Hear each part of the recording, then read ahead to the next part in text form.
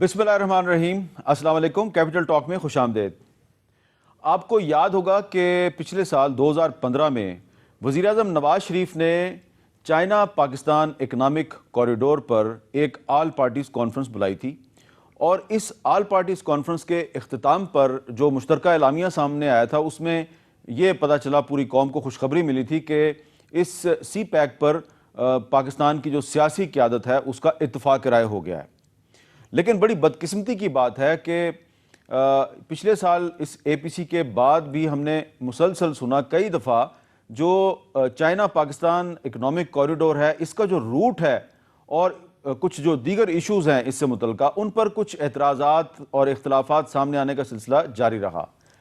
10 जनवरी 2016 को यानी इतवार के दिन इस्लामाबाद में बलूचिस्तान नेशनल पार्टी के सरबराह अख्तर मेंगल साहब ने एक आल पार्टीज़ कॉन्फ्रेंस बुलाई, और इस आल पार्टीज़ कॉन्फ्रेंस में पाकिस्तान की तमाम छोटी बड़ी अहम सियासी जमातों की क़यादत इकट्ठी हुई, और उसमें एक दफ़ा फिर ये जो चाइना पाकिस्तान इकनॉमिक कॉरिडोर है इस पर लंबी गुफ्तगू हुई, और बहुत से जो हमारे सियासी कायदीन हैं उन्होंने अपने अपने नुक्ता नज़र का इजहार किया और कुछ एतराज़ात और इख्तिलाफ़ात सामने आए।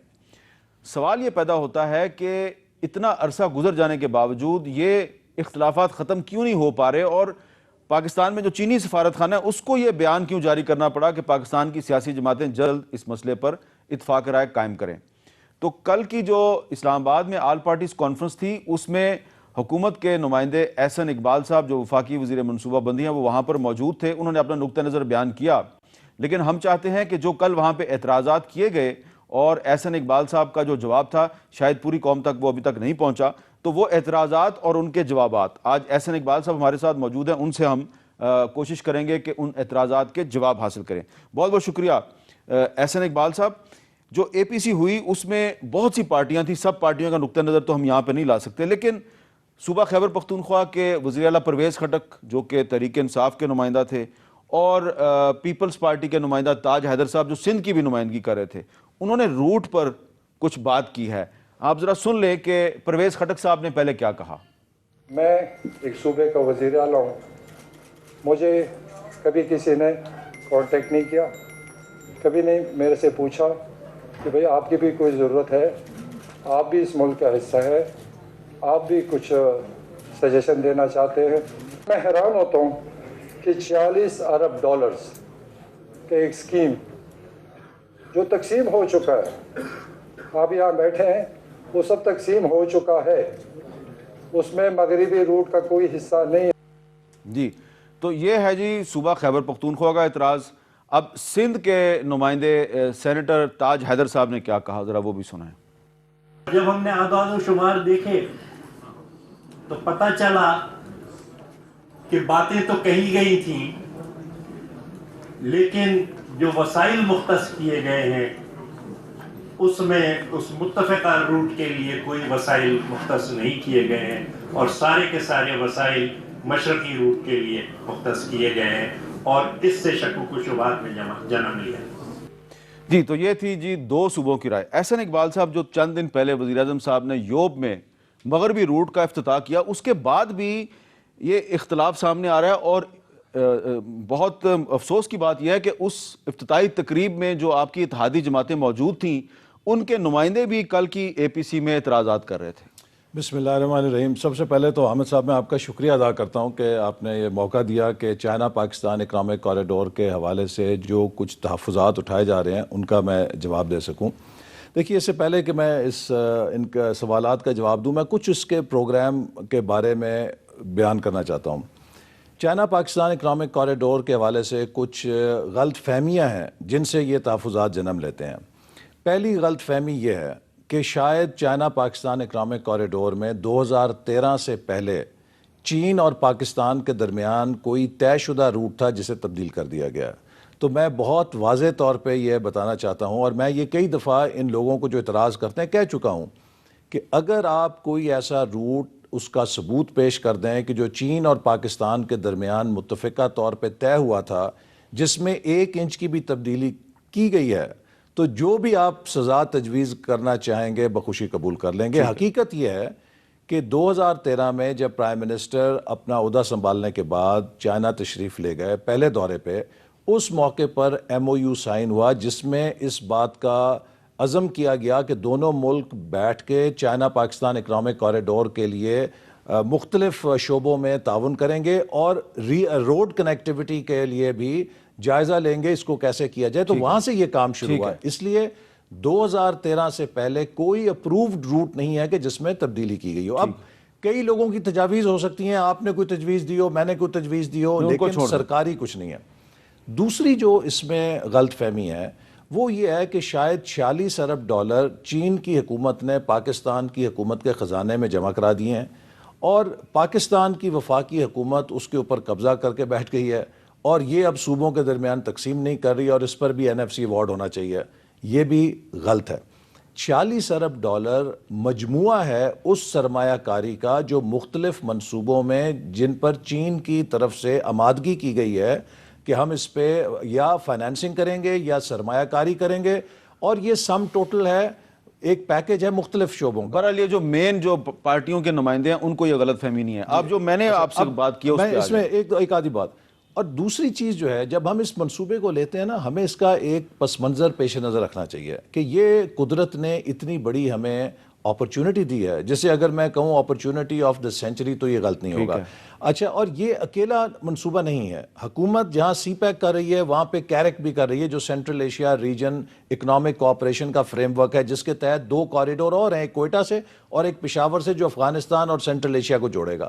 اس کے علاوہ ہم نے ٹیپی کا منصوبہ شروع کیا ہے جو ترکمانستان سے گیس سیدھی خیبر پختونخوا کے راستے لائے گا. اصل کنٹروورسی پہ آ جائیں. میں اسی بھی آ رہا ہوں نا، لیکن دیکھیے یہ کنٹروورسی جب تک آپ ایک پورے فریم ورک میں نہیں رکھیں گے تو یہ جزیات. دیکھیں میں اس لیے کہہ رہا ہوں کہ آپ بار بار آپ اپنی وضاحت کر چکے ہیں ہمارے پروگرام میں بھی اور فورمز پہ بھی، لیکن آپ کو ماننا چاہیے کہ یہ کمزوری ہے آپ کی حکومت کی کہ آپ غلط فہمی دور نہیں کر پا رہے. غلط فہمی کا مسئلہ یہ ہے کہ جب ہم سیکنڈ ہاف میں داخل ہو گئے ہیں، جوں 2018 قریب آ رہا ہے، اب میرٹ کے بجائے سیاسی کنسیڈریشن غالب آ رہی ہیں. تو مجھے کچھ تھوڑا سا ریزرویشن کے ساتھ کہہ لینے دیجئے، اس میں شاید کوئی سیاسی مصلحتیں زیادہ ہیں، اس کے اوپر نہیں. مولانا فضل الرحمان صاحب آپ کے اتحادی، حاسد دنجو صاحب آپ کے اتحادی، محمود اچکزئی صاحب آپ کے اتحادی، ان کی کیا ریزرویشن ان کی وہ ذوب میں آپ نے دیکھا سب ان کے ساتھ وزیر اعظم کے ساتھ کھڑے تھے. اب کھڑے تھے، آ جائیے لیکن کل سارے اختر مینگل کے رائٹ لیفٹ اختر مینگل کے ساتھ تو ہم بھی کھڑے تھے. جو ان کا اختر مینگل کا پوائنٹ آف ویو ہے اس سے ہم متفق ہیں اور اس کا حل نکالیں گے انشاءاللہ. اس پر بعد میں آتے ہیں. پہلے ذرا یہ ویسٹرن روٹ والا جو مسئلہ ہے، آپ نے خیبر پختونخوا کے وزیر اعلیٰ کا کلپ دکھایا. جی اب دیکھیے ایک صوبے کے وزیر اعلیٰ ہیں اور میں سمجھتا ہوں کہ ان کی اب اس بیان سے یا تو انہیں یہ نہیں پتا کہ ان کے دفتر میں کیا ہو رہا ہے یا وہ شاید چیزیں بھول جاتے ہیں. وہ سیدھا سیدھا کہہ رہے ہیں کہ مجھ سے کسی نے پوچھا ہی نہیں ہے. اب میں آپ سے عرض کروں کہ 12 نومبر کو کراچی میں JCC کا اجلاس ہوتا ہے جو چائنا پاکستان اکنامک کوریڈور کا اعلیٰ سطحی اجلاس ہے. 12 نومبر 2015 کو میں ذاتی طور پہ تمام وزرائے اعلیٰ کو خط لکھتا ہوں کہ یہ JCC کا اجلاس ہو رہا ہے اور ہم آپ کے صوبے کو دعوت دیتے ہیں کہ اس میں شریک ہوں تاکہ صوبوں کی انپٹ ہو اور آپ اپنے صوبے کے وزیر پلاننگ اینڈ ڈیولپمنٹ کو اس کے لیے بھیجیے، نامزد کیجیے کہ اس میں شریک ہوں. خیبر پختونخوا اپنے منسٹر لیول ریپرزنٹیشن کی بجائے اپنے پارلیمنٹری سیکٹری کو بھیجتا ہے اور وہ پارلیمنٹری سیکٹری اس JCC میٹنگ کے اندر شریک ہوتے ہیں اور وہاں پہ سٹیٹمنٹ پڑھتے ہیں. اسی طرح اسی JCC کے اندر سندھ سے جناب مراد علی شاہ جو سینئر منسٹر ہیں وہ بھی شریک ہوئے، جو کل APC میں بھی موجود تھے. اور پنجاب نے اپنے فائنانس منسٹر کو بھیجا جو کہ ان کی وزیر خزانہ ہے، اس نے شرکت کی. تو سوال یہ پیدا ہوتا ہے کہ اگر وزیر اعلیٰ صاحب کو دعوت دی گئی اور انہوں نے خود سے، ان کی حکومت نے اپنے پارلیمنٹری سیکٹری کو نامزد کیا جو وہاں شریک بھی ہوئے اور انہوں نے وہاں پہ اپنا موقف بھی پیش کیا، اب پھر وزیر اعلیٰ یہ کہیں کہ آج تک مجھے نہیں پتا کہ اس کے اندر کیا ہو رہا ہے. نہیں، جب ویسٹرن روٹ کی آپ انوگریشن کرتے ہیں، ویسٹرن روٹ کی، تو وہاں پہ بھی بلا لیتے ہیں آپ خیبر پختونخوا. اب یہ تو مجھے نہیں پتا، اس میں تو میں بھی ویسے شریک نہیں تھا جو انوگریشن ہوئی، اس کی کیا وجہ ہے، انتظامی طور پہ کوارڈینیشن ہوئی یا نہیں ہوئی. لیکن اصل بات یہ ہے کہ دیکھیے جب آپ کی صوبے کو مکمل ہر اجلاس میں دعوت دی جاتی ہے، آپ اس میں شریک ہیں اور آپ لوگوں کو یہ تاثر دیں کہ مجھے بالکل پتہ نہیں درست ہے۔ اچھا، جو تاج حیدر دوسری صاحب جس متفقہ روٹ کی بات کر رہے ہیں وہ کون سا ہے متفقہ روٹ؟ اب جو روٹس کی بات ہے، جیسے میں نے آپ کو ابھی یہ نقشہ دکھایا اور اس نقشے کے ذریعے جی آپ نقشہ ذرا دکھائیں۔ دکھا سکتے ہیں کہ یہ جو متفقہ نقشہ ہے جو چائنا اور پاکستان کے درمیان طے ہوا ہے، یہ ہے متفقہ نقشہ، اس میں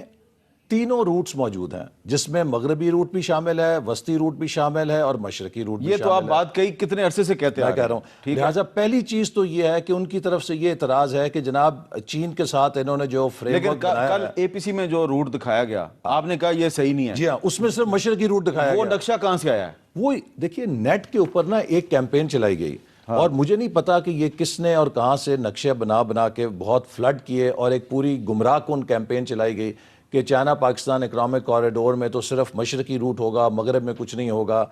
میں نے اسی لیے کل آبجیکشن کی کہ یہ نیٹ سے آپ نے جو کسی این جی او نے یا جس نے بھی فلڈ کیے ہیں اس کو رد کیجئے۔ جو سرکاری طور پہ اپرووڈ نقشہ ہے وہ یہ ہے۔ اچھا، اب یہ اور جو اس میں مغربی روٹ شامل ہے۔ اچھا، اس میں مغربی روٹ شامل ہے، لیکن یہ بتائیے کہ پہلے کون سا روٹ بنے گا، مشرقی یا مغربی؟ سب سے پہلے انشاءاللہ تعالی مغربی روٹ آپریشنل ہوگا جو دسمبر 2016 تک مکمل ہو جائے گا۔ اچھا، اب میں اس پہ ایک بات اور واضح کروں جو یہ لوگوں کو سپن دیتے ہیں۔ دیکھیے چائنا پاکستان اکنامک کوریڈور کے تحت چین نے اس $46 ارب میں ہمیں کوئی پیسہ نہیں دیا کہ ہم نئی سڑک بنائیں چین سے لے کے گوادر تک۔ جو دونوں ملکوں کا فیصلہ ہوا ہے وہ یہ ہے کہ جو پاکستان کا ایگزسٹنگ روڈ نیٹ ورک ہے اس کو اپ گریڈ کیا جائے گا اور اس میں جو مسنگ لنکس ہیں انہیں پورا کیا جائے گا تاکہ چین اور پاکستان کے درمیان روڈ کنیکٹیوٹی فوری طور پہ وجود پا جائے۔ ٹھیک ہے۔ مغربی روٹ کے اوپر جسے مغربی روٹ کہا جاتا ہے، اس وقت زمین پہ اس کا وجود نہیں ہے، اس لیے کہ اگر آپ پشاور سے چلیں، ڈیرہ اسماعیل خان سے چلیں، آپ کو کوئٹہ کے بعد بریکیں لگ جائیں گی۔ 650 کلومیٹر گوادر اور سراب کا درمیان سڑک کا وجود نہیں تھا۔ اس کے اوپر ہم نے پرائرٹی پہ کام شروع کرایا، پچھلے سال سے شروع کرایا ہوا ہے، بلکہ 2014 سے، اور انشاءاللہ یہ دسمبر 2016 تک مکمل ہو جائے گا۔ اچھا، ذرا تھوڑا سا آپ ہمارے ناظرین کو بتا دیں یہ ویسٹرن روٹ ہے کہاں، کیا کہاں سے شروع ہوگا، کہاں ختم ہوگا؟ جی، ویسٹرن روٹ جو ہے جیسے کہ آپ اس نقشے پہ دیکھ سکتے ہیں کہ یہ شروع ہوگا گوادر سے، اور گوادر سے ہوشاب، پنجگور سے ناگ سے بسیمہ، سوراب، کوئٹہ سے قلعہ سیف اللہ، اس کے بعد زوب سے ڈیرہ اسماعیل خان، اور پہلے یہ تجویز تھی کہ ڈیرہ اسماعیل خان سے یہ اوپر جائے براستہ جو انڈس ہائی وے ہے اس کو ہم پشاور کی طرف لے جائیں۔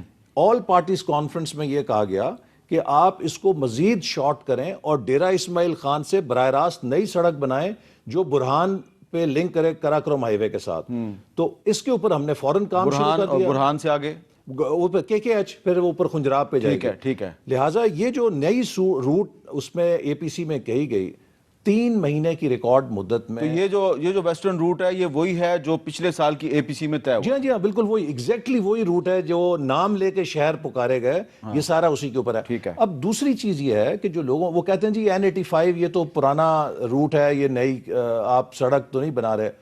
N85 اس نقشے کے اندر نام کے ساتھ موجود ہے، ٹھیک ہے، کیونکہ یہ کوریڈور کا حصہ ہے، اور یہ N85 97-98 میں ہماری حکومت نے شروع کی تھی۔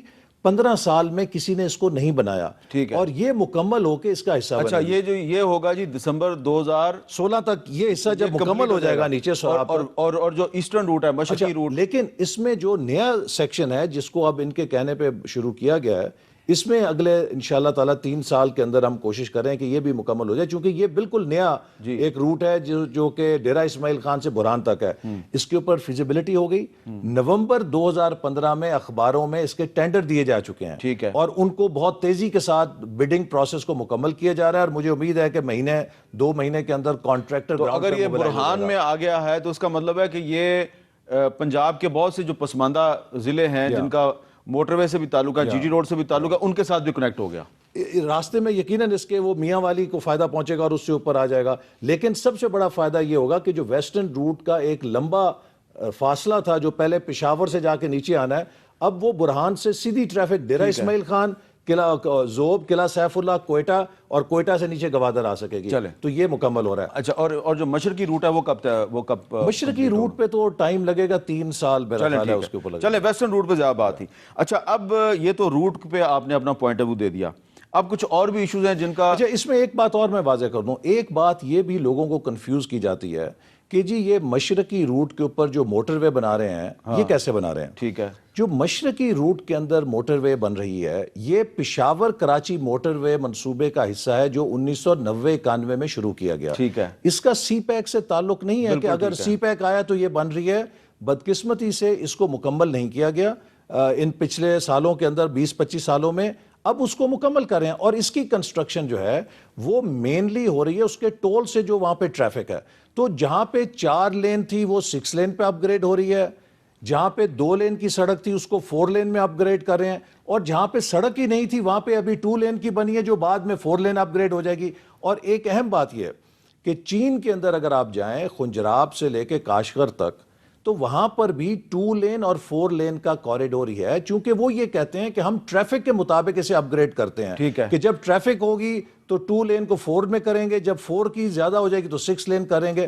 تو اس لیے جو یہ سارا انفراسٹرکچر ہے اس کے اوپر اکنامک فیزیبلٹی اور ریشنالٹی کے ذریعے چین فائنانسنگ. ذرا آگے چلیں جی.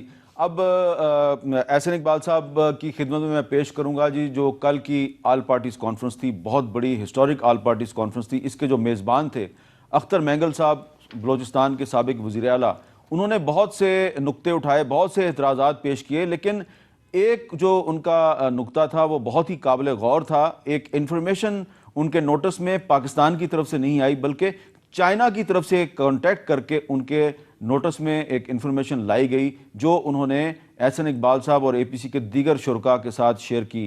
وہ کیا انفارمیشن تھی ذرا سنیے. ایل این جی گیس کا ابھی تک کوئی ڈیسائیڈ نہیں ہوا ہے. آج سے تقریباً 4 مہینے پہلے میں کراچی میں تھا، کسی دوست نے کہا کہ کوئی چائنیز ڈیلیگیشن آپ سے ملنا چاہتا ہے.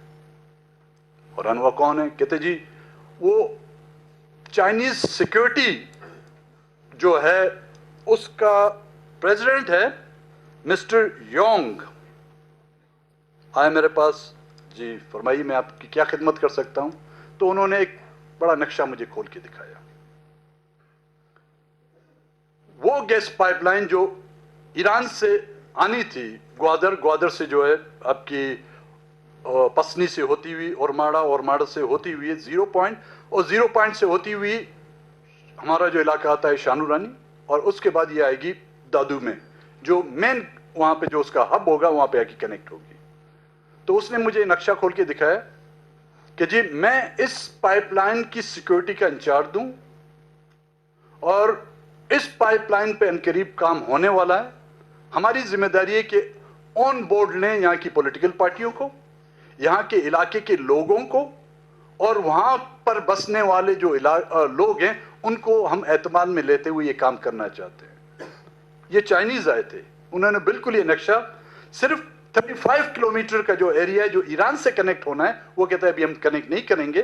اس وقت قطر سے یا عرب ممالک سے جو L N G gas by ship آئے گی وہ ہم گوادر میں اس کے وہ بنائیں گے ڈپازٹ، وہاں پہ اس کو ڈپازٹ کریں گے اور یہاں سے پمپ کرتے ہوئے یہ جائے گی دادو. تو مجھ بیوقوف نے اس سے پوچھا بھائی یہ میرے علاقے سے جائے گی، یہ گوادر سے جائے گی، بیلے سے جائے گی، ہمیں کیا ملے گا اس سے؟ کہتے ہیں آپ کو کچھ نہیں. ٹھیک ہے. تو مطلب اس پائپ پر ہم ہاتھ رکھ کر اپنی آنکھوں پر لگائیں گے صرف. اچھا اب اس کا آپ ایک تو یہ بتائیں کہ یہ جو گوادر سے جو آئے گی کیا اس کا تعلق سی پیک سے ہے یا نہیں ہے؟ ایک دوسرا یہ ہے کہ یہ جو روٹ ہے، روٹ کی میں بات کر رہا ہوں، روڈ کی بات نہیں کر رہا، اس کے ساتھ جو پسماندہ علاقے آئیں گے، اس میں بلوچستان کا بھی پسماندہ علاقے آئیں گے، وہاں پہ اکنامک زون جو ہیں وہ کہاں کہاں بنا رہے ہیں آپ؟ دیکھیے پہلی بات تو یہ ہے کہ میں نے کل اے پی سی میں بھی بتایا کہ سی پیک کے جو $46 بلین کا پورٹ فولیو ہے اس میں کوئی ایل این جی کا منصوبہ شامل نہیں ہے. ٹھیک ہے. یہ جس منصوبے کی بات کر رہے ہیں یہ ایک منصوبہ کمرشل بنیادوں کے اوپر فلوٹ ہوا ہے جو کہ گوادر سے نواب شاہ تک پائپ لائن ہے. اور جیسے میں نے کہا کہ جب اس کو بعد میں یہ آپشن ہے کہ ایران کے اوپر سینکشنز ختم ہو جائیں تو آپ گوادر سے اس کو ایران تک لنک کر سکیں گے. تو یہ سی پیک کے اس $46 بلین میں شامل نہیں ہے. یہ اس کے علاوہ ایک کمرشل بنیادوں کے اوپر, جیسے آپ کہہ سکتے ہیں کہ پرائیویٹ انویسٹمنٹ کے طور پہ چینی کمپنی کی ایک پروپوزل ہے. انڈسٹریل زون کے اوپر بھی بہت بڑی بات کی جاتی ہے کہ جناب انڈسٹریل زون کہاں بن رہے ہیں, اور شاید حکومت خفیہ طور پہ کوئی فیصلہ کر چکی ہے.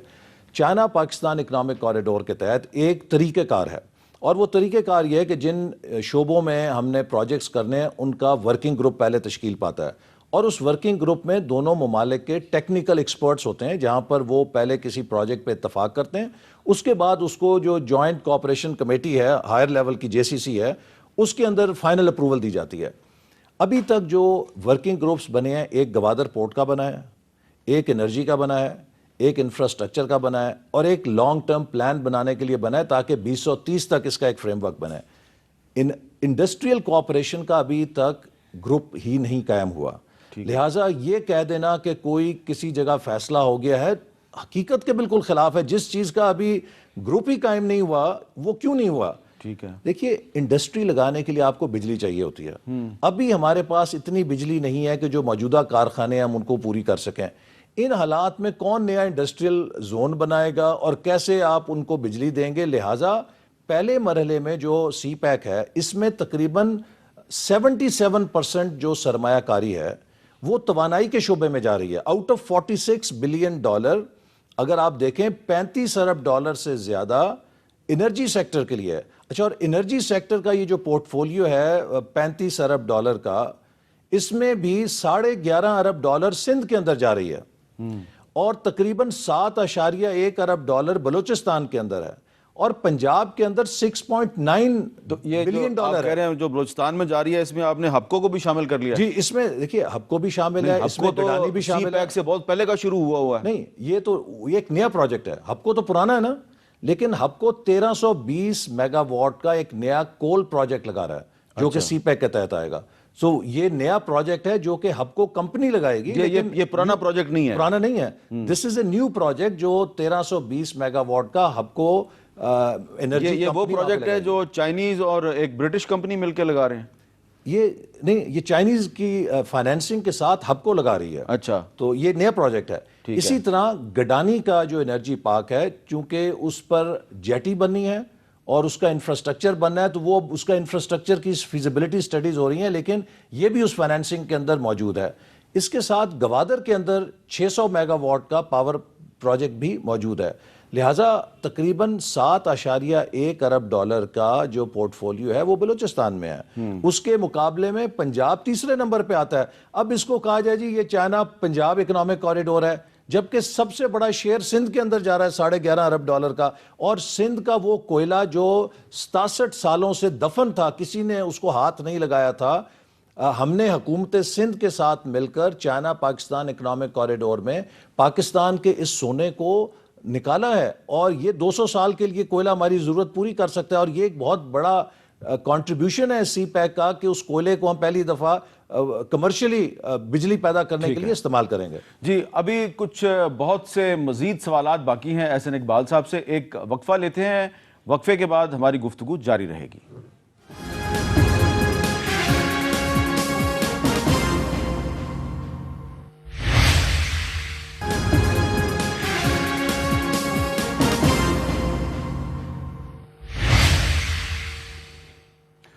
وقفے کے بعد کیپٹل ٹاک میں دوبارہ خوش آمدید. آج کی جو گفتگو ہو رہی ہے یہ چائنا پاکستان اکنامک کوریڈور پر کچھ سیاسی جماعتوں کی طرف سے جو اعتراضات ہیں اور اس پہ جو اختلافات ہیں اس پر یہ بات کی جا رہی ہے. اور جو 10 جنوری کو اسلام آباد میں آل پارٹیز کانفرنس ہوئی جس کے میزبان اختر مینگل تھے, اس میں حکومت کی ایک اتحادی جماعت نیشنل پارٹی کے سربراہ سینیٹر حاصل بزنجو صاحب نے بھی کچھ ایسی باتیں کی جو بہت قابل غور ہے. ذرا سنیں حاصل بزنجو صاحب نے کیا کہا. اگر کل کوئی ایسی صورتحال پیدا ہوتی ہے کہ بلوچ خود بلوچستان کی سرزمین کے اندر منارٹی میں چلی جاتی ہے, you will face a worse war than what is going on today. آج جو کچھ ہو رہا ہے اس کو آپ بھول جائیں گے اس وقت. تو حاصل بزنجو صاحب یہ بتا رہے ہیں کہ آج بھی کچھ نہ کچھ ہو رہا ہے بلوچستان میں, جس کے بارے میں وہ کھل کے تو انہوں نے نہیں بتایا کیا ہو رہا ہے، اور نہ ہی ہمیں اس کے بارے میں زیادہ پتہ کہ کیا ہو رہا ہے، لیکن وہ کہہ رہے ہیں، وارن کر رہے ہیں کہ اگر بلوچ جو ہیں وہ اپنے ہی صوبے میں اگر اقلیت میں بدل جاتے ہیں اور ڈیموگرافی بدل جاتی ہے تو حالات بہت خراب ہو سکتے ہیں۔ احسن اقبال صاحب، یہ جو ایشو ہے اس پہ اختر مینگل صاحب نے بھی بات کی اور بھی لوگوں نے بات کی کہ گوادر جہاں سے یہ سارا شروع ہونا ہے، وہاں پر جو مقامی لوگ جو وہاں پہ سینکڑوں سال سے بیٹھے ہوئے ہیں، ان کو یہ خدشہ ہے کہ ہماری جو ہے نا ڈیموگرافی بدل جائے گی، ہم اقلیت میں چلے جائیں گے، اور وہاں پہ جو خاص طور پہ مچھیرے ہیں، گوادر جو ہیں وہاں کے جو مچھیرے ہیں، ان کے پاس رائٹس نہیں ہیں، ان کو وہاں سے کہا جا رہا ہے آپ یہاں سے کہیں دور چلے جائیں۔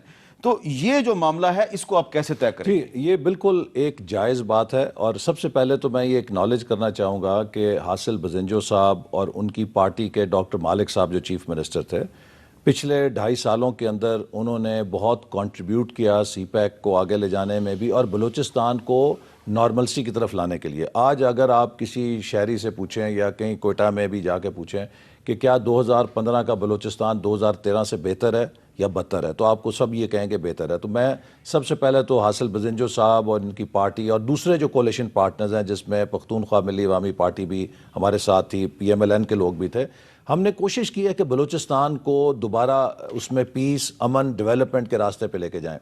اب گوادر کے اندر جو مخصوص حالات ہیں جس کے لیے پرائم منسٹر بھی کنسرنڈ ہیں، اور ہم ان تمام لیڈرز کے ساتھ مل کے کوشش کریں گے اس کا ایسا حل نکالیں جو ان کے لیے قابل قبول ہو۔ ان کی وری یہ ہے کہ بلوچستان کی اندر جو بلوچی پاپولیشن ہے، بالخصوص گوادر کے اندر بہت بڑی تعداد میں اگر گوادر شہر بڑھے گا تو وہ بالکل اپنے ہی علاقے میں ایک پولیٹیکل مائنورٹی بن جائیں گے، اور ان کے پولیٹیکل رائٹس اس سے انہیں یوزرب ہونے کا خطرہ ہے۔ اس لیے مائنورٹی بنیں گے کہ گوادر کے جو اصل باسیاں ہیں ان کو گوادر سے نکالا جا رہا ہے۔ نہیں، نکالنے کے لیے ان کا ایسا کوئی پروگرام نہیں ہے، لیکن جو وہاں کے فشر مین ہیں، جو جیٹی تھی، جو جس جگہ پہ مچھیرے جو ہیں وہ اپنی کشتیاں ان کے لیے بوٹس لگاتے چین تھے، کے ساتھ وہ آ گئی گوادر پورٹ میں آ گئی، اب ان کو کہا جا رہا ہے جی آپ شہر سے باہر جائیں۔ اس کے لیے ہم کوشش کر رہے ہیں۔ چین بھی اس معاملے میں جو ان کی کمپنی ہے ہمارے ساتھ رابطے میں ہے کہ ان کو ہم ایک آلٹرنیٹ سائٹ اور ایک فشر مین کی اپنی پورٹ بنا کے دیں، اور خاص طور پہ ان کا لائیولیہڈ متاثر نہ ہو، چونکہ ادھر کے لوگوں کا جو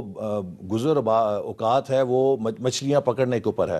تو اس پوری فشنگ ٹاؤن کے اندر ایک جدید طرز کی فشر مین بوٹ بنانے کا منصوبہ ہے، تاکہ نہ صرف یہ لوگ بے روزگار نہ ہوں بلکہ یہ جدید ٹیکنالوجی کو اور جدید ذرائع سے اپنے روزگار کو بہتر کر کے خوشحالی کی طرف اور جائیں۔ یہ جو خدشہ ہے کہ گوادر ایک سیلڈ سٹی بن جائے گا، سیکیورٹی ایجنسیز کی طرف سے ایک پاس جاری کیا جائے گا، جس کے پاس وہ پاس ہوگا صرف وہی شہر کے اندر جا سکے گا۔ نہیں، ایسی کوئی بات نہیں ہے، وہاں پر صرف یہ ہمارا فرض ہے کہ اگر اتنی بڑی تعداد میں وہاں پر ہم ڈیولپمنٹ کریں اور اس کے اندر اگر چینی ورکر بھی شامل ہوں، تو جو اس منصوبے کے دشمن ہیں ان کی کسی ممکنہ دہشت گردی کی واقعات کو روکنے کے لیے جو دہشت گردی وہاں پہلے ہو چکی ہے، جی ہو چکی ہے، پہلے چینی ورکرز کو نشانہ بنایا جا چکا ہے، نہ صرف چینی ورکر کو نشانہ بنایا جا چکا ہے بلکہ میں آپ کو بتاؤں کہ جو لوگ کہتے ہیں مغربی روٹ پہ کام نہیں ہو رہا، 13 فوجی جوان شہادت نوش فرما چکے ہیں اس مغربی روٹ کو بنانے کے لیے۔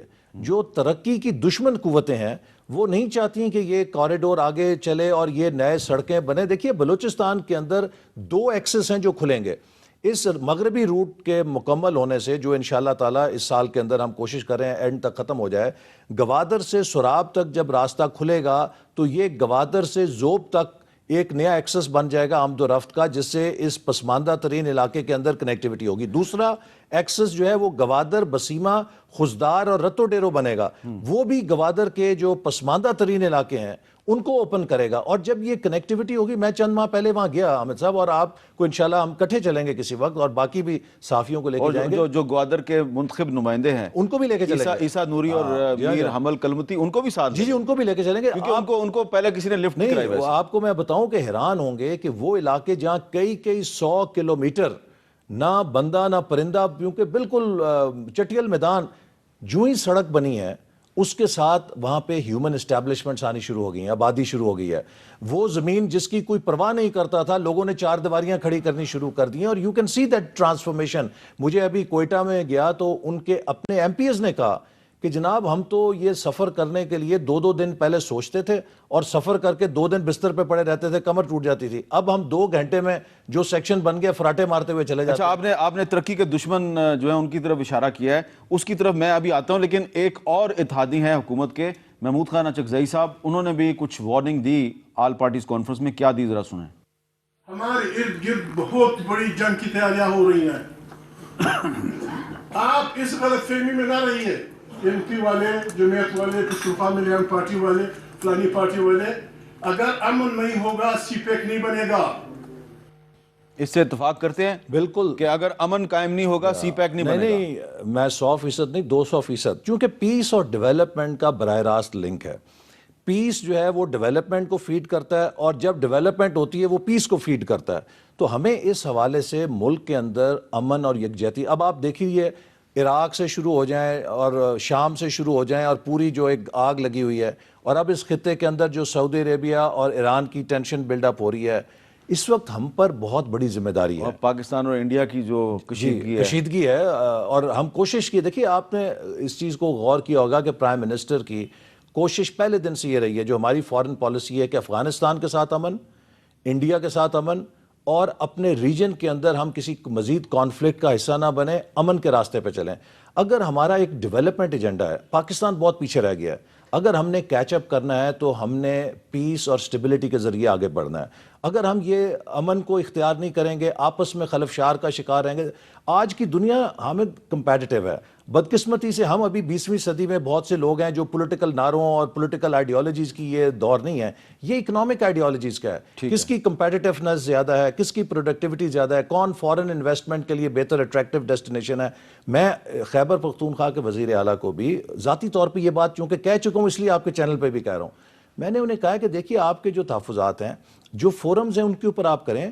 میڈیا میں اور پبلک میں جب آپ گراؤ جلاؤ اور بڑی فورم مثلا کونسل آف کامن انٹرسٹ, جی اس میں آئیں, ریز کریں, اس کی میٹنگ کال کریں, ہم تیار ہیں اس پہ بات کرنے. جی آئے گا, ابھی میٹنگ ہوگی, وہاں پہ بھی بات کریں گے. لیکن پارلیمنٹ کی ایک کمیٹی بنائی گئی ہے جس میں پی ٹی آئی کے نمائندے بھی ہیں, کیوں نہیں اس کی فلور کے اوپر آپ بات کرتے. لیکن جب آپ پبلکلی یہ تاثر دیتے ہیں نا مار دھاڑ کا, تو فورن آپ اگر فورن انویسٹر ہوں, کیا آپ بہت زیادہ انکلائنڈ ہوں گے اس جگہ جانے پہ؟ ابھی چیف منسٹر بلوچستان نے بڑا ایک لیڈرشپ کا, انہوں نے کہا جی ہم سپورٹ کرتے ہیں, اور میں چائنیز انویسٹرز کو مزید اپیل کرتا ہوں کہ وہ بلوچستان میں آئیں اور ہم ان کی حفاظت کریں گے. چیف منسٹر بلوچستان نے اچھا کردار ادا کیا, لیکن یہ بھی تو سوچنے کی بات ہے نا میرے جیسے آدمی کے لیے, کہ کیا وجہ ہے کہ بلوچستان کی تمام چھوٹی بڑی پارٹیاں جو ہیں وہ کل اے پی سی میں اعتراضات کر رہی تھی, جس میں اچکزئی صاحب بھی شامل ہیں, جس میں فضل الرحمان صاحب بھی شامل ہے, جس میں حاصل بزنجو صاحب بھی شامل ہیں. وہ تو ایک مسئلہ بڑا, جیسے میں نے آپ سے کہا کہ جو لوکل بلوچ لوگوں کا مسئلہ جینون ہے, اور اس کو ہم بھی اس کے ساتھ اتفاق کرتے ہیں, اور ہم نے بھی اس پہ ایگری کیا ہے, اور ان سے وعدہ کیا ہے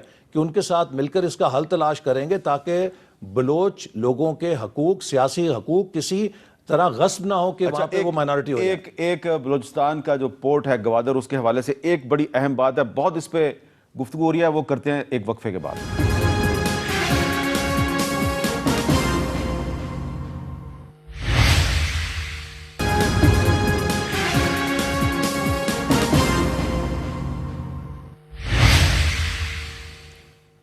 ویلکم بیک. احسن اقبال صاحب, جو آل پارٹیز کانفرنس تھی مینگل صاحب کی, اس میں بار بار یہ کہا گیا کہ جو گوادر پورٹ ہے وہ پروونشل گورنمنٹ کی نگرانی میں دیا جائے, اور یہ بنیاد جو ہے اس آرگومنٹ کی وہ 18ویں ترمیم ہے, جس میں آپ کا بھی بڑا اہم کردار تھا.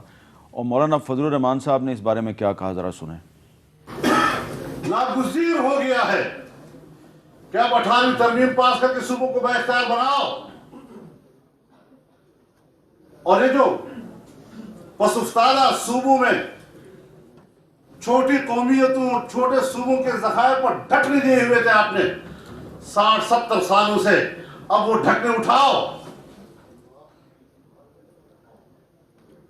اب سینڈک کو متحرک کرو, اب ریکوڈیک کو متحرک کرو, اب کرک کے گیس کو متحرک کرو, ہنگو کے گیس کو متحرک کرو, نئے ذخائر پیدا کرو, سندھ کے کوئلے کے کانوں کو سے ڈھکنے اٹھاؤ. تو احسن اقبال صاحب, کیا یہ ڈھکنے اٹھا کے اور گوادر پورٹ پروجیکٹ کو آپ صوبے کے اختیار میں دے سکتے ہیں؟ دیکھیے پہلی بات تو یہ کہ 18ویں ترمیم کے بعد ہی جو اس وقت آئین ہے, ہمیں اس کے اندر رہنا ہے. اور آئین کے اندر port and shipping federal subject ہے، اور جو لوگ یہ کہتے ہیں کہ جی گوادر پورٹ کا کیا فارمولا ہوگا، کیسے ہوگا، اس پہ ایک تنازع کھڑا کیا جا رہا ہے. تو پاکستان کے پاس پہلی پورٹ تو نہیں ہے. پاکستان کے پاس کراچی کی پورٹ بھی ہے، پورٹ قاسم کی پورٹ بھی ہے، اور ہم نے پورٹس بنائی ہیں. تو جو آئین ہے اس کے اندر ہی ہم اس کو چلائیں گے، اس کے خلاف نہیں چلیں گے. لیکن دنیا کے کئی ملکوں میں جو پورٹ ہوتی ہے وہ اس علاقے کی جو اسٹیٹ ہوتی ہے یا جو صوبہ ہوتا ہے اس کے کنٹرول میں ہوتی ہے. وہ اگر کوئی اپنی وہ مقامی بناتا ہو اپنے وسائل سے تو اس کے بارے میں نہیں کہہ سکتا. لیکن اس وقت جو ہمارے آئین کے اندر رول ہے یہ کوئی نیا مسئلہ نہیں ہے. جیسے آپ کو میں نے کہا 67 سال سے کراچی پورٹ کا ایک فارمولا موجود ہے، صوبہ سندھ اور وفاق کے درمیان جس طرح چل رہا ہے، تو ہم تو آئین کے مطابق چلیں گے. لیکن جو مولانا فضل الرحمان صاحب نے بات کی وہ بڑی اہم ہے، اور میں سمجھتا ہوں کہ 18ویں ترمیم کے بعد جس چیز کی کمی ہے کہ صوبوں کو جو اختیارات ملیں، اور جس کے لیے ہم نے انڈسٹریل پارکس کے لیے صوبوں کو کہا ہے کہ یہ جب انڈسٹریل پارکس بننے شروع ہوں گے تو برائے مہربانی آپ اس سے پہلے اپنے بورڈ آف انویسٹمنٹس کو متحرک کریں، آپ فیزیبلٹی سٹڈیز مکمل کریں. چونکہ جب انویسٹر آئے گا ہمارے پاس ان کو دینے کے لیے بینکیبل ڈاکومنٹس ہونے چاہیے. چونکہ انویسٹر کسی خیرات کے ساتھ نہیں آتا، اس نے بھی انہی جگہ انہی منصوبوں میں سرمایہ کاری. فی الحال یہ ممکن نہیں ہے. کیا گوادر پورٹ پروجیکٹ جو ہے وہ وفاق کے پاس ہی رہے گا؟ نہیں، دیکھیے آئین کے اندر ہی رہے گا نا. جو آئین کا ہمارا، یا تو آپ آئین میں سب اتفاق رائے سے تبدیل کر لیں، ٹھیک ہے، تو ہمیں اس میں کوئی تو اس کے اعتراض لیے نہیں. ضروری ہے کہ ایک اور اے پی سی بلائی جائے. جی اس کے لیے دیکھیے یہ تو ایک آپ کو آئینی ترمیم کرنی پڑے گی. لیکن آئین پاکستان کے اندر ایک طریقہ کار ہے پورٹس اینڈ شپنگ کا، اور یہ ایک فیڈرل سبجیکٹ ہے. پھر تو آپ کو ساری پورٹس کو ری اوپن کرنا پڑے گا. اس سے تو ایک بہت مسائل، پھر جو صوبے اوپر ہیں ان کے بھی فیڈرل جو ہے وہ ٹھیک ہے. اب میں اس بحث میں نہیں پڑتا. نہیں، لیکن دیکھیں نا ہمیں اس میں سٹیک ہولڈر سب ہیں. دیکھیں نا، law and order provincial subject ہے، لیکن فیڈرل گورنمنٹ سندھ میں اپنی اتھارٹی اسٹیبلش کرتی ہے. وہ کراچی کے وہ بھی آپ کہیں گے وہ آئین کے تحت ہے. کراچی کے اندر جو کچھ ہے وہ سندھ حکومت کی رضامندی سے. اچھا، اب آخر میں مجھے ایک سوال یہ کرنا ہے کہ جو آپ امن اور ترقی کے دشمنوں کی بات کر رہے ہیں، تو کچھ عرصہ پہلے تک یہ کہا جا رہا تھا کہ جو یہ سی پیک ہے، China Pakistan economic corridor, India اس کے خلاف سازشیں کر رہا ہے. تو انڈیا کی سازشیں کیا ابھی بھی جاری ہیں یا ختم ہو گئی؟ دیکھیے الحمدللہ جو پچھلے 2 سالوں میں پرائم منسٹر نے ایک بہت منظم طریقے سے کوشش کی. ان کی ہمیشہ سے ایک اکنامک ویژن تھا، اور آپ کو یاد ہوگا کہ 1991 میں بھی، اور اس وقت وہ کہتے تھے کہ ہمیں ایک سینٹرل ایشیا کے ساتھ انٹیگریٹ کرنا چاہیے. ہم نے اب جو افغانستان کے ساتھ کانفیڈنس بلڈنگ کی، سینٹرل ایشین ریپبلکس کے ساتھ اکنامک ڈپلومیسی کی، ٹیپی آ رہی ہے جو کے پی میں آئے گی، کاسا آ رہا ہے جو کے پی میں آئے گا، اسی طرح گیس پائپ لائنز ہیں جو ہو رہی ہیں، اور مستقبل میں انشاءاللہ ایران کے ساتھ بھی یہ انٹیگریٹ کر جائے گی. پھر ہمارا سی پیک کا انفراسٹرکچر بڑھ رہا ہے، کیرک جو میں نے بتایا آپ کو وہ آگے بڑھ رہا ہے. تو پاکستان نے ایک ویسٹ ایشیا کا نیا اکنامک بلاک کارو آؤٹ کر لیا ہے، جس میں چائنا بھی ہے، جس میں سینٹرل ایشیا، افغانستان اور پاکستان بھی ہیں. اور دیکھیے کے پی اور بلوچستان، یہ ویسٹ ایشیا کے اندر ہمارے فرنٹ لائن تو یہی صوبے ہیں نا. ٹھیک ہے، کیسے ہو سکتا ہے کہ اگر ہم ویسٹ ایشیا کے ساتھ انٹیگریشن کر رہے ہیں تو جو ویسٹ کے اوپر ہمارے صوبے ہیں وہ اسے پیچھے رہ جائیں گے؟ یہ تو اس میں پیش ہوں گے. لیکن اس ترقی اور ڈیولپمنٹ کو دیکھ کے انڈیا کو بھی اب احساس ہو رہا ہے کہ وی آر مسنگ ایکشن، اور اسی لیے آپ دیکھ رہے ہیں کہ اب انڈیا بھی انگیج کرنے کی کوشش کر رہا ہے. جو ان کا ایک نی جرک ریئیکشن تھا سی پیک کے اوپر، اب اس سے وہ تھوڑا نقطہ نظر بدل رہے ہیں. پٹھان کوٹ میں جو اٹیک ہوا اس کے بعد پھر ٹینشن دوبارہ پیدا ہوئی ہے. لیکن آپ یہ دیکھیے ایک بڑی پازیٹیو امپروومنٹ ہے کہ جیسے ممبئی کے واقعے کے بعد ہوا تھا، پٹھان کوٹ کے بعد ڈائلاگ ٹوٹا نہیں، بلکہ دونوں سائیڈوں سے انڈرسٹینڈنگ شو کی گئی ہے کہ ہم نے ان لوگوں کو جو اس عمل میں خلل ڈالنا چاہتے ہیں انہیں کامیاب نہیں ہونے دینا. جبکہ ممبئی میں جو انڈیا کا ریئیکشن تھا اس نے ان لوگوں کو کامیاب کیا جو ڈسرپٹ کرنا چاہتے تھے. تو میں سمجھتا ہوں کہ یہ ایک پازیٹیو تھنگ ہے، اور ہمیں اس خطے کے اندر امن قائم رکھنا ہے اگر ہم نے ترقی کے خوابوں کو پورا کرنا ہے. بہت بہت شکریہ احسن اقبال صاحب. اور تمام جو اعتراضات تھے وہ ان پر تو ہم بات نہیں کر سکے، لیکن جو بڑے بڑے اعتراضات تھے سی پیک پہ جن کا ذکر اے پی سی میں ہم نے سنا، وہ ہم نے احسن اقبال صاحب کے سامنے رکھے. انہوں نے جواب دیا. آپ اس سے مطمئن ہیں ان کے جواب سے یا نہیں، فیصلہ آپ کو کرنا ہے. مجھے دیجیے اجازت. اللہ حافظ.